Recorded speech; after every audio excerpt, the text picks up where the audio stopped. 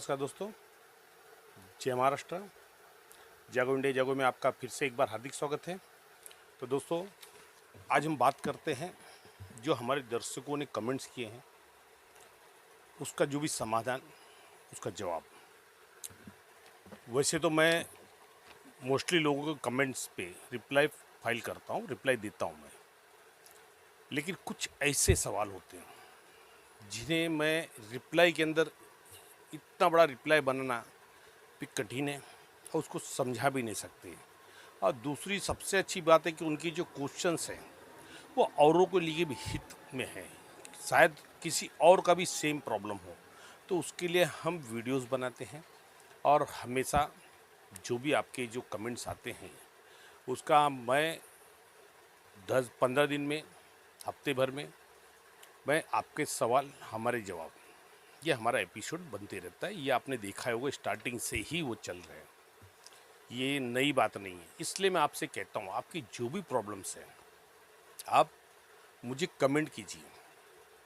Comment में मैं आपके शॉर्ट में अगर कोई भी समाधान है तो मैं आपको वहाँ पे आपको रिप्लाई भी करूँगा, और अगर वो चीज़ जनहित में है कि और भी लोगों को समझना चाहिए तो मैं उस पर वीडियोज़ बनाऊँगा।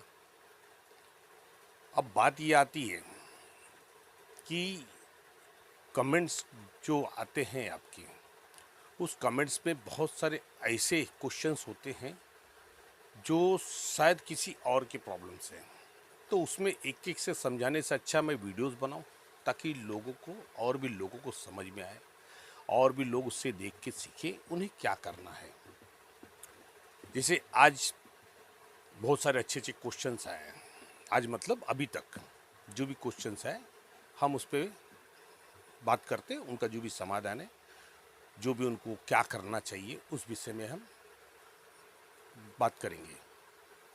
अब जो भी हम समाधान बताते हैं वो कानूनी रूप से बताएंगे, हम इनलीगल कोई भी चीज़ नहीं बताते कि आपको क्या करना है। हम कानूनी रूप से जो सरकार के नियम है उस नियम के हिसाब से ही बताते हैं। तो आइए दोस्तों, वीडियो स्टार्ट करते हैं। तो आज पहला जो कमेंट है वो सुरेंद्र सिंह जी, उन्होंने कहा है हमारे यहाँ संस्था रजिस्ट्रेशन नहीं हुआ है।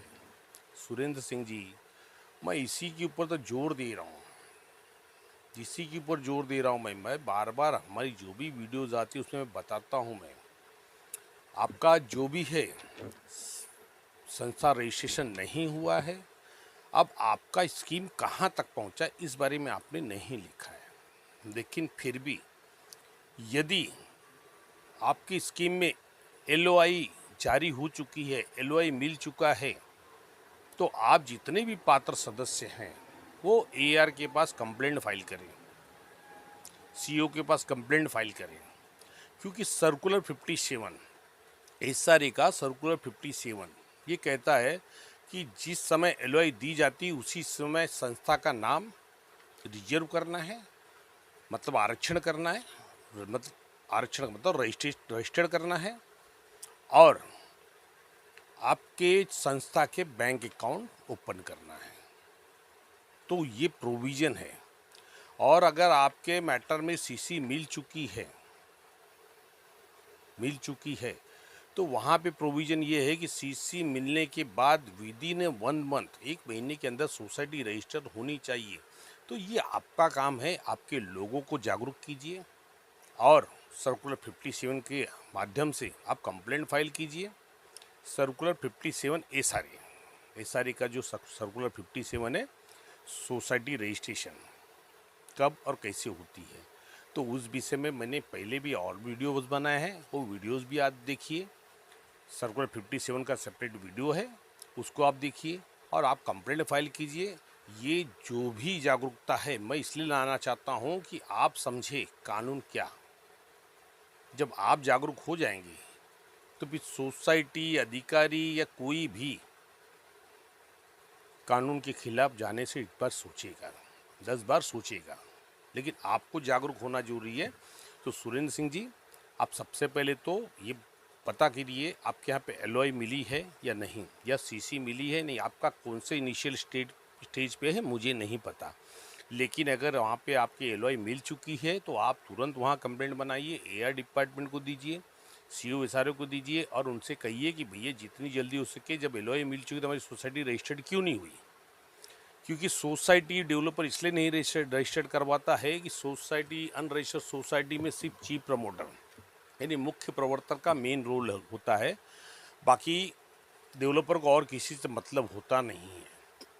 इसलिए डेवलपर ज़्यादातर सोसाइटी रजिस्टर्ड नहीं करवाते हैं और ये जिम्मेदारी है चीफ प्रमोटर की कि सोसाइटी रजिस्टर्ड करे। अगर वो नहीं करता है तो आपकी भी जिम्मेदारी है कि आपकी सोसाइटी में क्या चल रहा है आपको देखना है। तो आप उस पर कंप्लेंट फाइल कीजिए, पे आवाज़ उठाइए, लोगों को समझाइए, उनका समर्थन लीजिए और सोसाइटी को रजिस्ट्रेशन करने के लिए बाध्य करिए अधिकारियों को।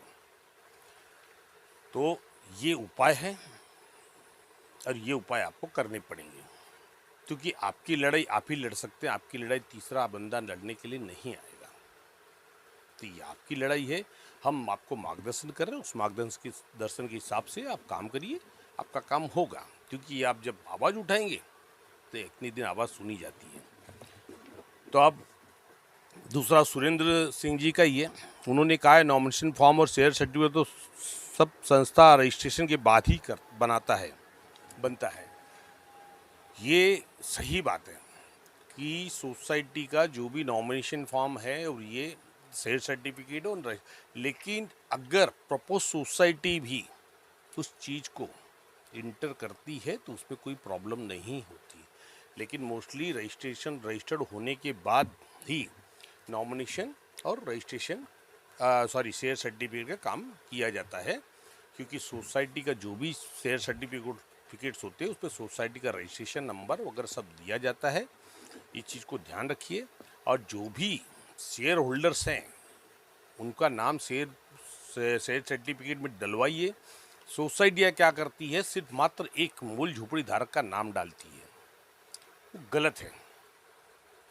शेयर होल्डर का मतलब मैंने कल की वीडियो में भी समझाया था कि शेयर होल्डर का मतलब होता है भागधारक, कि भैया उसमें अगर 4 लोग हैं तो उनके कितने भाग है, किसके शेयर कितने हैं, इक्वल शेयर है या एक के 50% है बाकी 50% में 3 है, ये डिसाइड करेगा मूल झोपड़ीदार, मूल शेयर होल्डर्स। तो इस चीज़ को आप देखिए और शेयर सर्टिफिकेट पे सबके नाम इंटर करवाइए, तो बार बार के आपके प्रॉब्लम ख़त्म हो जाएंगे। नहीं तो ये जब भी प्रॉब्लम्स होगा तो आपको ट्रांसफ़र करने में तकलीफ होगी। तो ये चीज़ ध्यान रखिए और नॉमिनेशन करवाइए। नॉमिनेशन होगा तो शेयर होल्डर भले शेयर सर्टिफिकेट नाम एक ही है, लेकिन नॉमिनेशन में जो भी लोग रहेंगे वो उनका नाम ट्रांसफ़र करने में आसानी हो जाएगी। तो नॉमिनेशन फॉर्म कंपलसरी है और सोसाइटी रजिस्टर्ड करवाइए। फिर तीसरा है यूज़र आईजेपी, इन्होंने नाम नहीं दिखा, इनका यूज़र आईडी है। ये इनका क्वेश्चन बेघर वाले क्या करें। देखिए, आपने जो भी आपका नाम है, आपने जो क्वेश्चन किया है वो तो बहुत मायने रखता है, लेकिन आपने पूरे डिटेल्स नहीं दिया। वैसे आपके 2 या 3 कमेंट्स किए हैं, एक तो किया घर भाड़ा भी नहीं दिया, घर भी नहीं दिया, जो कि पहला और दूसरा क्वेश्चन मोस्टली सेम ही आ रहा है। फिर एसआरए में घर नहीं मिला तो क्या करूं, तीसरा भी क्वेश्चन सेम है। अब मैं पहले भाड़े के संदर्भ में बताता हूं। तो सर, पहले आपने ये नहीं बताया कि आप पात्र हैं या अपात्र हैं, क्योंकि जब भी आप कमेंट कीजिए पहले अपनी आइडेंटिफिकेशन दीजिए कि आपकी किस कैटेगरी में आ रहे हैं। यदि आप पात्र हैं तो आप सर्कुलर 153 के आधार पे एक उनका फॉर्मेट है भाड़े के लिए, उस फॉर्मेट को भरिए। और इसके पहले भी मैंने वीडियोस में बताया था, उस फॉर्मेट में भरते समय आपको बिल्डर ने जब भाड़े दिए, जितने भी भाड़े दिए, टोटल डिटेल्स लगाइए। आपका आधार कार्ड लगाइए, आपका एनेक्शल 2 की कॉपी लगाइए, आपका जो बैंक का फ्रंट पेज है या तो आपका कैंसल चेक है तो चेक की कॉपी लगाइए, जेरोक्स। चेक की कॉपी से क्या होता है कि उसके जो IFSC कोड है, IFSC कोड जो है वो क्लियर कट दिखता है। तो इसके लिए चेक अगर है तो सबसे अच्छा, एज वेल एज गुड, तो वो लगाइए। उसके बाद आपको भाड़े जितने भी दिए हैं स्टार्टिंग टू एंड, वो टोटल डिटेल्स आप लगा के उसकी एक समरी बनाइए सादे पेपर पे कि भाई इतने भाड़े उन्होंने दिए और मेरा इस साल से इतना भाड़ा और आज तक बाकी है। और ये आप 153 के अंदर में एआर डिपार्टमेंट में सबमिट कीजिए, डिस्पैच करके एक कॉपी आपको मिलेगी, उस पर आपको हेयरिंग लगेगी और जहाँ तक हो सके उसको डिस्पैच करने के बाद वही कॉपी आप मेल कर दीजिए आपके नोडल ऑफिसर को, क्योंकि नोडल ऑफिसर के पास कोई पावर तो है नहीं कि कोर्ट ने सब मात्र बेवकूफ़ बनाया है। नोडल ऑफिसर करके कोई मीनिंग नहीं है, कोई पावर उनके पास नहीं है। वो कॉपी उठा के फिर वहाँ ही भेजेंगे। तो इससे अच्छा 153 में आप अप्लाई कीजिए, तो आप भाड़े का मैटर आपका वहाँ पे होगा। अब दूसरा आया कि भाई बिल्डर अगर घर नहीं दे रहा है तो क्या करें। अब वहाँ पे क्वेश्चंस वही है कि आप पात्र हैं या अपात्र हैं। चलिए आप पात्र हैं। अगर बिल्डर घर नहीं दे रहा है तो पहले ये आपने बताया नहीं कि बिल्डर का काम कितना हुआ है और लोगों को अलॉटमेंट किया या नहीं किया, इस बारे में आपने कुछ बताया नहीं। आपका जो भी बिल्डर जो भी डेवलपमेंट हुआ है उसमें डिपार्टमेंट ने लॉटरी किया है क्या नहीं किया है, सर्कुलर 162 के आधार पे लॉटरी हुई, ये सब का जिक्र आपने नहीं किया है। यदि वो सब चीज़ें आप मुझे बताएं तो मैं आपको प्रॉपर वे पे गाइडेंस करूंगा कि अब आपको क्या करना है। यदि अलॉटमेंट किसी का नहीं हुआ है तो भाई आपको इंतज़ार करना पड़ेगा, बिल्डिंग कहाँ तक काम पहुँचा है, क्या हुआ है। और पहली बात तो आपको भाड़े नहीं मिले हैं, भाड़े नहीं मिले हैं तो आप सबसे पहले 153 में डालिए, जिससे बिल्डर अलॉटमेंट नहीं कर सकता है सर्कुलर 210 के ए के आधार पे। जो भी सर्कुलर 210 एसआरए ने बनाया है उसके आधार पे फिर उनको अलॉटमेंट की परमिशन नहीं मिलेगी जब तक कि आपके भाड़े क्लियर नहीं करते हैं। तो आप सबसे पहले 153 में वहाँ पे अप्लाई कीजिए भाड़े के लिए, वहाँ की हियरिंग करवाइए और भाड़े के लिए सर्कुलर आपके कितने साल के भाड़े हैं ये बाकी है ये भी आपने नहीं बताया। तो वहाँ पे जो भी रूल 210 में है 2 साल का भाड़ा और 1 साल का पीडीसी देना है, जमा करना है डिपार्टमेंट में। तो ये चीज़ आप देखिए और सबसे पहले 153 का करिए घर के बारे में। उसके बाद क्योंकि अगर आपके भाड़े नहीं मिले और खाली घर के लिए भाग रहे हैं तो आपका नुकसान है। हमारे यहाँ पे तो हमने डेवलपर्स को बोला है भाड़े हमको घर 2 साल 5 साल बाद तो चलेगा, लेकिन पहले हमारा भाड़ा क्लियर कीजिए, हमको भाड़ा दीजिए। हमारे भाड़े उतने बाकी हैं, किसी किसी के 20-20 लाख 25-25 लाख भाड़े बाकी है, तो उसको छोड़ दे बिल्डर का फ़ायदा हो गया। तो नहीं, हमारा अधिकार है छोड़ना नहीं, 5% बढ़ा के लेना है हर साल। तो ये आप काम करिए। आपके तीनों क्वेश्चन का सवाल मैंने दिया, क्योंकि एसआरए में अगर पात्र है तो आपको बेघर कोई नहीं कर सकता है। आप एलओआई पढ़िए, एलओआई के अंदर लिखा है कि अगर आपकी पात्रता होती है तो कंप्लेंट अथॉरिटी जिम्मेदारी रिस्पॉन्सिबल है आपको रिहाब करने के लिए। तो ये चीज़ आप समझिए। पहले आप भाड़े के लिए करिए और आपका जो भी मैटर्स है वो थोड़ा क्लियर कट आप मुझे बताइए, शॉर्ट में बताइए, पूरा लंबा डालने की जरूरत नहीं। आप ये डाल सकते हैं भाई मैं पात्र सदस्य हूँ, हमारे यहाँ पे बिल्डिंग कितनी बनी है या नहीं बनी, एलओआई आई कि नहीं, बिल्डिंग कंस्ट्रक्शन पूरा हुआ नहीं। शॉर्ट में डालेंगे तो मैं समझ जाऊँगा कि आपकी कहानी क्या है। तो आपका नाम नहीं है, जो भी है जेपी, यूज़र जेपी, तो आपको ये करना पड़ेगा, पहले भाड़े की लड़ाई लड़िए ताकि बिल्डर को तकलीफ होगी अलॉटमेंट करने में। जब अलॉटमेंट में करने में तकलीफ हुई तो आपको भाड़ा उनको देने के लिए बाध्य होना पड़ेगा। अब उसके बाद हैं मिथिलेश यादव जी। मिथिलेश यादव जी ने बोला कि सर मेरा भी एसआरए में गया है बट रूम अपात्र नहीं है, तोड़ दिया, इसका सोल्यूशन बताएं प्लीज़। अब मिथिलेश यादव जी ने आपने यहाँ पे क्वेश्चन को थोड़ा सा कंफ्यूज कर दिया है।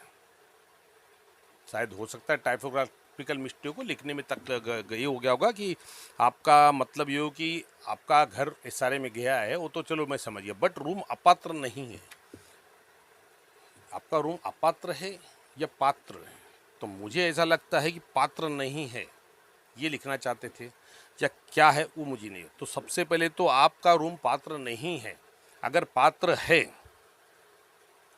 है तो पहले आपको भाड़े मिल रहे हैं या नहीं मिल रही वो आप देखिए। जो मैंने अभी यूज़र जेपी साहब के लिए बताया वही सोल्यूशन आपके लिए है, वही सोल्यूशन आपके लिए कि आपका प्रोजेक्ट कहाँ तक है, कितना है, उसको बताएंगे तो मैं आपको सोल्यूशन बता। यदि आपके रूम अपात्र नहीं है तो उसके बारे में, अरे सॉरी, आपके रूम अपात्र हैं तो सर सबसे पहले तो आप जोड़पत्र 3-4 भरिए कंप्लेंट अथॉरिटी के पास। और कंप्लेंट अथॉरिटी उस पर अगर कोई सुनवाई नहीं करते हैं तो मैंने जैसे कहा था आपको कि आपका जो भी एनेक्चर है उसकी कॉपी, सर्टिफाई कॉपी निकालिए। मैं बार बार कहता हूं दोस्तों, क्योंकि आप अपील में सर्टिफाई कॉपी के बगैर नहीं जा सकते, वहाँ आपके केस स्टैंड बाय में आएगी ही नहीं, वो अपील एडमिट ही नहीं करेंगे, वहाँ सर्टिफाई कॉपी लगेगी। तो आप सर्टिफाई कॉपी निकालिए और आपका जो भी अपील है अपील पुटअप कीजिए, आपकी पात्रता करवाइए। मैंने हमेशा कहा पहले पात्रता के पीछे भागिए। अपात्र रहेंगे सर, आपके पास कोई पावर नहीं है, आपके कोई अधिकार नहीं है, ना आप भाड़े के लिए लड़ सकते हैं, ना आप घर के लिए लड़ सकते हैं, ना सोसाइटी आपकी सुनेगी, ना बिल्डर आपका सुनेगा, और ना ही डिपार्टमेंट अधिकारी आपकी सुनेगी। वो सीधा आपको कहेंगे कि आपका कोई लोकल स्टैंडिंग नहीं है, क्योंकि आप सोसाइटी के मेंबर नहीं बन सकते यदि आप अपात्र हैं तो यादव जी, आप सबसे पहले पात्रता के लिए कोशिश कीजिए। मेरी रिक्वेस्ट है आपको, पहले पात्रता की कोशिश कीजिए, और आपके जो डॉक्यूमेंट्स है उसके बारे में अगर बता दें तो मैं और खुल के आपको बता देता था कि आपकी पात्रता कौन सी कैटेगरी में होगी। तो आप पहले पात्रता के लिए जोड़पत्र 3-4 भरिए, और उसके बाद अगर महीने भर में वहाँ से कोई रिस्पांस नहीं तो आप अपील फाइल कीजिए। लेकिन आप जोड़पत्र 3-4 भरते समय आप एक एप्लीकेशन करके सर्टिफाई कॉपी एनेक्चर का निकालिए आपका, वो भी 2 कॉपी निकाल के लिखिए, एक वहाँ पे लगेगा, एक आपके रिजर्व में रखिए, क्योंकि एनेक्चर कॉपी बहुत इंपॉर्टेंट, बार बार समझाता हूँ मैं। एनेक्चर कॉपी आपको रखना है, और हर पात्र सदस्य हो उनको रखना है। जो भी अपात्र है वो 2 कॉपी निकाले कि उनकी पात्रता में एक कॉपी लगेगी अपील में। मतदार यादी का उतारा, वो सर्टिफाई आपको निकालना है। ये सब चीज़ें मैं बार बार समझा रहा हूँ, तकलीफ में आ जाओगे। तो जो काम आपके पेंडिंग से वो पहले क्लियर कीजिए, पात्रता पहले करवाइए। अब उसके बाद सचिन यादव जी हैं। सचिन यादव जी ने कहा है सर अपने एसआईसी तक अपील कैसे की, उसकी प्रोसेस बता दीजिए। फर्स्ट अपील, सेकेंड अपील, ये सब कहाँ करें और एसआईसी तक कैसे जाए अगर हमें आरटीआई का रिप्लाई बराबर नहीं आ रहा है। तो सचिन जी, आपका क्वेश्चन बहुत अच्छा है, बहुत अच्छा कमेंट आपने किया, ये लोगों को जानना चाहिए। ये मैं वैसे भी आरटीआई का जो हमारा जो भी सीज़न चालू है अभी बीच फिलहाल मैं जो एसआरए पे मैं समझा रहा हूँ कि कुछ चीज़ें नई नहीं आई या कुछ चीज़ें ऐसी जो समझाना जरूरी, इसलिए एसआरए कंटिन्यू कर रहा हूँ मैं। अब मैंने जो भी आरटीआई का सेक्शन 8 तक मेरा चला गया कि गोपनीयता, जो कॉन्फिडेंशियल, वहाँ तक हमने समझा दिया है कि कॉन्फिडेंशियल क्या होता है क्या नहीं। और आरटीआई में मेन अगर कॉन्फिडेंशियल की बात अगर आप देखोगे तो आपके लिए खाली सेक्शन 19 है, 19(1) में अपील है, 19(3) में सेकेंड अपील है, फिर उसके बाद आपको 18(1) में है। इसमें बहुत सारे ऐसे क्लॉज है, वो आपको समझना है, लेकिन बाकी जो सेक्शन है उतना उपयोगी आपके लिए नहीं है, वो डिपार्टमेंट के लिए उपयोग है। लेकिन मैं सब बताऊंगा, मैं सब बताऊंगा। तो अब मैं आपको ये चीज़ बताता हूँ कि अपने अपील कैसे, पहले तो आरटीआई पुटअप कीजिए। आरटीआई में मैंने बोला कि कोई भी ऐसा वर्ड मत डालिए जिस पे क्वेश्चन, क्या, क्यों, कब, कैसे, लेकिन, वो सब कोई वर्ड नहीं आना चाहिए। जो भी आरटीआई डालना है सबसे पहले उसको लिखिए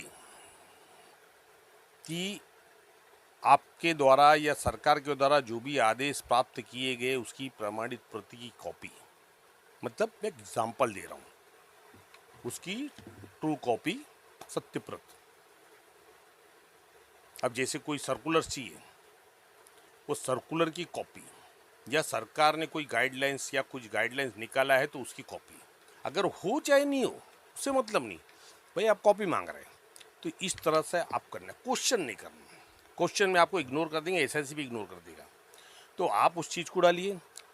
जब आपके जन सूचना अधिकारी, राज्य जन सूचना अधिकारी जब आपके रिप्लाई को, आपका जो आरटीआई का एप्लीकेशन उसका रिप्लाई 30 दिनों के भीतर नहीं देते तो 30 दिन में आप अपील अथॉरिटी मतलब जो जिनके पास आपने भेजा है उनके हेड डिपार्टमेंट जो है हेड, उन पे अलग अलग, अभी तो बहुत अलग अलग तरीके से अपील अथॉरिटी बना दिए गए, तो डिपार्टमेंट के बोर्ड्स रहते हैं, या तो फिर जो राज्य जन सूचना अधिकारी लेटर देंगे तो उस लेटर के नीचे लिखा रहेगा कि अगर आप आपसे समाधान नहीं है तो आप इनके पास अपील फाइल कर सकते हैं, उस पर एड्रेस के साथ उनका डेजिग्नेशन रहता है, नाम के साथ। तो आप उनके पास फर्स्ट अपील फाइल कीजिए। फर्स्ट अपील के बाद 45 डेज़ आपको इंतज़ार करना है। 45 डेज़ में अगर आपके ऑर्डर्स मिलते हैं तो ठीक है, अदरवाइज विद इन 45 डेज में आप सेकेंड अपील SIC मंत्रालय के सामने 20 माले की बिल्डिंग, उसमें 13 फ्लोर पे है, 13 फ्लोर पे SIC का ऑफिस है, स्टेट इंफॉर्मेशन कमीशन। उसमें चीफ इंफॉर्मेशन कमिश्नर और स्टेट इंफॉर्मेशन कमिश्नर 2 जन वहाँ बैठते हैं। तो वहाँ पे आपको फाइल करना है। वहाँ से आपको जब सम्मन्स लगेगा, वहाँ ऑलरेडी हियरिंग थोड़ी लेट लगती है कि बहुत सारे एप्लीकेशंस आते हैं, तो वो जब हियरिंग लगेगी तब आपको वहाँ बुलाया जाएगा, अधिकारी को बुलाया, तब आपको वहाँ पे आर्ग्यूमेंट करना है कि भाई आपके साथ क्या गलत हुआ है। अब आर्ग्यूमेंट क्या करना है ये आपका मैटर रहेगा, तो आपको समझ सकते, मैं नहीं आपको समझा सकता हूँ। मैं जब तक मैटर नहीं समझूंगा तो नहीं बता सकता हूँ। तो वहाँ पे आप करेंगे। वहाँ से अगर ये आपको ऑर्डर्स मिलता है अधिकारी को कि भैया इनको इन्फॉर्मेशन प्रोवाइड किया जाए, अदरवाइज आपके ऊपर पेनल्टी लगेगी, तो फिर उसके बावजूद भी अगर वो इन्फॉर्मेशन नहीं देते हैं तो आप सेक्शन 18(1) में कंप्लेंट फाइल कर सकते हैं SIC के पास ही। सेक्शन 18(1) RTI के सेक्शन 81 में कंप्लेंट फाइल कर सकते हैं। वहाँ पे कंप्लेंट की सुनवाई होगी। अब फीस के बारे में मैंने बता दिया। RTI एप्लीकेशन 10 रुपया लगेगा, फर्स्ट अपील का 20 रुपये स्टैम्प टिकट लगेगी, सेकेंड अपील को 20 रुपये स्टैम्प टिकट लगेगी, लेकिन कंप्लेंट के कोई भी टिकट नहीं लगेगी, वो फ्री ऑफ चार्ज है। तो वो भी SIC में, उस पर भी आपको हियरिंग लगेगी, और वहाँ पे अगर अधिकारी उस समय तक आपको अगर इन्फॉर्मेशन नहीं तो उसको पेनल्टी भी लगेगी। और वहाँ पे अगर आप चाहे तो सेक्शन 18(8)B में 18(8)B में आप अपना कंपेंसेशन मांग सकते हैं कि सर इन्फॉर्मेशन के पीछे मेरे इतने खर्चे हो गए, मैं हैरेसमेंट हुआ, मुझे मेरे जो खर्चे रिटर्न दीजिए। तो सरकार वहाँ पे जो इन्फॉर्मेशन कमिश्नर है वो ऑर्डर दे सकते हैं कि भैया इनके इतने पैसे हैं, अपनी इनको प्रोवाइड किया जाए, 5,000 10,000 या जो भी आपके मिनिमम चार्जेज, जो ट्रांसपोर्ट चार्जेज ये होते हैं खर्चे, वो उसके अंदर प्रोविज़न है। तो इस चीज़ को आप समझिए। अब संतोष देवरुखकर जी का सवाल है, सर सबसे पहले इतनी अच्छी जानकारी देने के लिए धन्यवाद। तो धन्यवाद आपको भी सर, आप हमारा वीडियोस देखते हैं और हमारी जो भी वीडियोस है उसको और लोगों तक शेयर करें, ताकि उनकी भी जो समस्या है उनका भी थोड़ा समाधान हो सके। और हमारा तो लक्ष्य ही है लोगों को जागरूक करना। अब मेरा सवाल है, घाटकोपर रमाबाई में रहता हूँ, हमारे यहाँ ईस्टर्न फ्रिया बनाने वाले हैं, मतलब कोई ओवरब्रिज है जो आपने न्यूज़ में पढ़ा होगा, वो काम MMRDA करने वाली है, जिसमें SRA सहायक भूमिका में है। हमारे यहाँ का नगर सेवक कहता है कि ब्रिज के बाजू की झोपड़पट्टियाँ भी टूटेगी और वहाँ पर सबके लिए बिल्डिंग घर बना के MMRDA देगी। नगर सेवक कहता है डरो मत, सब पात्र होंगे, सबको घर मिलेगा। तो क्या ऐसा है कि MMRDA प्रोजेक्ट में बाधित को आजू बाजू वाले झोपड़ी धारकों को घर देती है? ऐसा कोई एग्जाम्पल है मुंबई में? तो प्लीज़ आप बताइए आपके अनुभव से। और क्या इसमें हम लोग अपनी सोसाइटी बनानी पड़ेगी जो अभी नहीं बनी है, क्योंकि यहाँ डेवलपर बिल्डर नहीं MMRDA है। तो संतोष जी एग्जाम्पल तो मैं बहुत सारे दे दूँ। आप सांताक्रूज में जो दौलत नगर का प्रोजेक्ट देख रहे हैं, दौलत नगर प्रोजेक्ट भी रोड कटिंग से शुरुआत हुई थी। वहाँ 120 फीट का रोड था, 120 फीट के रोड के लिए वहाँ पे नोटिस दी गई थी। उस चीज़ को जब कोर्ट से ऑर्डर्स आए तो उसको SRA में कन्वर्ट किया गया, SRA में कन्वर्ट किया। लेकिन आप ये मत सोचिए कि वहाँ पे MMRDA बनाएगी। जब SRA वहाँ पे सहभागिता में आए तो वहाँ डेवलपर्स आएंगे। सरकार आपको बनाए, सरकार को अगर देना होता तो आपको PAP में शिफ्ट कर देती थी, सरकार को आपको PAP में शिफ्ट करती थी। लेकिन वहाँ पे डेवलपर्स आएंगे और आप लोग अपनी सोसाइटी बनाइए, वहाँ पे एक जो भी हो प्रपोज सोसाइटी बना के रखिए, ताकि कल जो भी बातचीत हो आपके सोसाइटी के माध्यम से हो, आप अपनी जो भी चीज़ें वहाँ पे रख सकते हैं। अभी हमारे प्रोजेक्ट में 12 मीटर का रोड था, हमारे प्रोजेक्ट में 12 मीटर का रोड था। अब 12 मीटर के रोड में जितने भी लोग थे उनको अपात्र किया गया, लेकिन वहाँ पे उन्हीं लोगों को फिर स्कीम में लिया गया, स्कीम में ले लिया गया उनको। तो ये डेवलपर्स के ऊपर है। लेकिन जब यहाँ पे MMRDA और SRA का सहभागिता से वहाँ पे जा रहा है, तो जो बिल्डर आएगा तो उसको वहाँ पे लोगों को बना के देगा वो। क्योंकि देखिए गवर्नमेंट का प्रॉब्लम ये है कि अभी आपकी झोपड़पट्टी कितनी है मुझे नहीं मालूम, लेकिन अगर वहाँ पे जहाँ बिल्डिंग बनाने के लिए प्रॉब्लम्स नहीं है, जहाँ साइड्स रोड कटिंग होते हैं लाइन से, तो वहाँ पे तकरीबन 50-25 घर होते हैं तो उनको पीएपी में शिफ्ट किया जाता है। जहाँ मास डिमोलिशन होता है 200-300 घर वहाँ पे जगह मिलती है बनाने के लिए, या गवर्नमेंट की और भी भूखंड वहाँ खाली है तो गवर्नमेंट अलॉट करती है ताकि उनको वहाँ पे लोगों को बसाया जा सके। क्योंकि अगर आपके यहाँ पे 300-400-500 लोग हैं तो उनको पीएपी में एक साथ घर देना सरकार के लिए तकलीफ देह हो जाएगा। तो इसके लिए वो वहाँ पे घर बनाएंगे और देंगे, और उसमें जो भी पात्रता होगी इस सारे के रूल के हिसाब से होगी। मैं अभी भी समझा रहा हूँ। अब वहाँ पे आपके नगर सेवक बोल रहे हैं कि घर पात्र हो या अपात्र हो सबको देंगे, ऐसी नहीं है। वो क्राइटेरिया वही होगा 1-1-2000 के पहले का, और 1-1-2000 से लेके 1-1-2011 के पहले की सशुल्क पात्रता। तो ये जो चीज़ें और सशुल्क पात्रता में ये गारंटी नहीं कि आपको वहीं देगी, ये भी आप ध्यान रखिए। सरकार उनको मूव कर सकती है किसी और जगह पे पीएपी में। तो ये चीज़ को आप ध्यान रखिए। और ऐसे बहुत सारे एग्जाम्पल्स हैं, एक नहीं है, बहुत सारे एग्जाम्पल्स हैं। क्योंकि अभी देखिए आपका जो विक्रोली लिंक रोड निकला अपना जोगेश्वरी विक्रोली लिंक रोड, उसके अंदर कितने झोपड़े अफेक्टेड हुए, लेकिन सबको पीएपी में दिया गया क्योंकि वहाँ बिल्डिंग बनाने की जगह नहीं थी। बिल्डिंग बनाने के लिए जगह नहीं थी तो उन लोगों को पीएपी में शिफ्ट किया गया। तो सरकार इस तरह आपको रोड पे नहीं छोड़ेगी, आपके डॉक्यूमेंट है तो आपको घर मिलेगा। लेकिन आप लोग वहाँ पे आपके जो ब्रिज बन रहे हैं तो ब्रिज के अंदर नो डाउट बहुत सारी झोपड़ियाँ जाएगी, और एक साथ इतने लोगों को पीएपी में अलॉट करना सरकार में के लिए खाने का काम नहीं है। तो इसके लिए वहाँ पे अगर जगह है तो वहाँ बिल्डिंग बनेगी, आपको शिफ्ट किया जाएगा। इस चीज़ का ध्यान रखिए। लेकिन आप अपनी सोसाइटी बनाइए कि सोसाइटी का होना बहुत ज़रूरी है। जब ये सारे बीच में आए तो आपको समझना सोसाइटी के बिना आपका डेवलपमेंट नहीं होगा।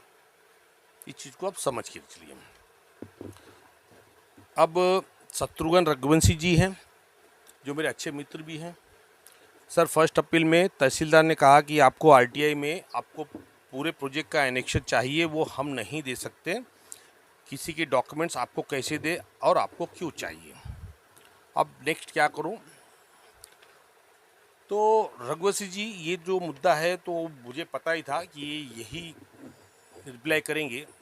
वहाँ पे आपको सर्कुलर 66 का साइटेशन डालना चाहिए था कि सर्कुलर 66 एसआरए का कह रहा है कि जब भी एनेक्शियल टू फाइनल होगा उसका पब्लिश करना पड़ेगा।